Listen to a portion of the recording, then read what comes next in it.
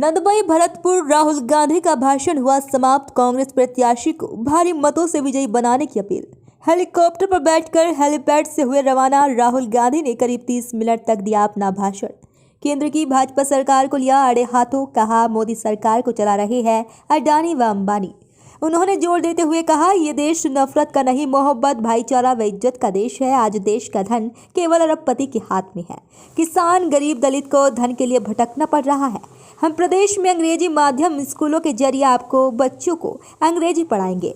राजस्थान कांग्रेस सरकार ने नई नई योजनाएं चला रखी है। सबसे पहले हमारी जो माताएं बहनें हैं, हर परिवार में एक महिला को राजस्थान की सरकार 10,000 रुपए साल के बैंक अकाउंट में डालेगी।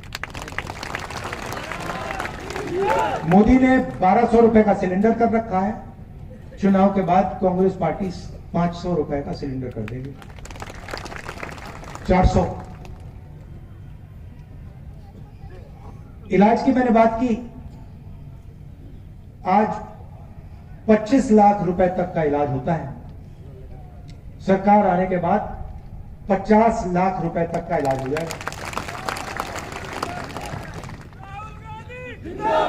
अब बीजेपी के किसी भी नेता से पूछो, किसी भी नेता से आप पूछो कि भाई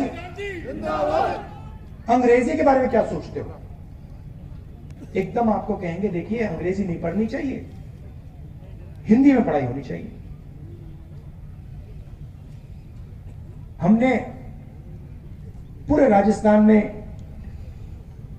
अंग्रेजी स्कूलों का जाल बिछा दिया और हम चाहते हैं कि राजस्थान का हर बच्चा अंग्रेजी बोले। अब हिंदी में कोई कमी नहीं है।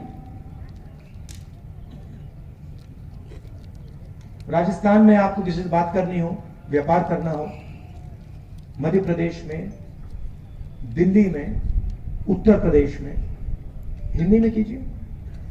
बहुत अच्छी भाषा है। मगर अगर आपको कॉल सेंटर में काम करना हो, आईटी का काम करना हो, सुप्रीम कोर्ट में जज बनना हो, विदेशी टूरिस्ट से बात करनी हो, किसी विदेशी कंपनी में काम करना हो, तो अंग्रेजी चलेगी। 35,000 करोड़ रुपए सरकार देती है। पैसा कहां से आता है? आपके जेब से आता है, जीएसटी से आता है। आपने ये सफेद शर्ट पहनी है, जितना पैसा आपने जीएसटी में दिया उतना ही पैसा अदानी इस शर्ट के लिए देगा। गरीब से गरीब व्यक्ति पेट्रोल खरीदता है, 1 लीटर पेट्रोल खरीदता है, जितना पैसा जीएसटी में वो देता है उतना पैसा अदानी देता है। तो पैसा किसका? पैसा पिछड़ों का, 50% आपकी आबादी। पैसा गरीब जनरल कास्ट के लोगों का, पैसा दलितों का, आदिवासियों का। तो आपके जेब से पैसा निकला 35,000 करोड़ रुपया 16 कंपनियों को नरेंद्र मोदी ने दिया। मैंने आंकड़ा निकाला, 16 कंपनी में आपको एक पिछड़ा नहीं मिलेगा, एक दलित नहीं मिलेगा, एक आदिवासी नहीं मिलेगा, एक गरीब जनरल कास्ट का नहीं मिलेगा, एक नहीं मिलेगा। तो आपके जेब से पैसा निकाला 35,000 करोड़ रुपए, सीधा 16 उद्योगपतियों को दिया। अब आप कह सकते हो ठीक है, बीमा की कंपनी है, क्या गलती की? मैं बताता हूं। आपके हैं, हमारी सरकार आएगी। मैंने जाति जनगणना की बात की। पहला काम यहां पे जाति जनगणना का होगा। नेशनल लेवल पे हम आएंगे, जाति जनगणना हम पूरे देश में करेंगे और पिछड़ों की आबादी, जितनी आबादी है उतनी भागीदारी हम पिछड़ों को देंगे, दलितों को देंगे, आदिवासियों को देंगे, गरीब जनरल कास्ट के लोगों को देंगे। ये दो हिंदुस्तान हमें नहीं चाहिए। हम मानने को तैयार नहीं कि दो हिंदुस्तान बने, एक अदानी वाला, उसमें हवाई जहाज में लोग उड़े,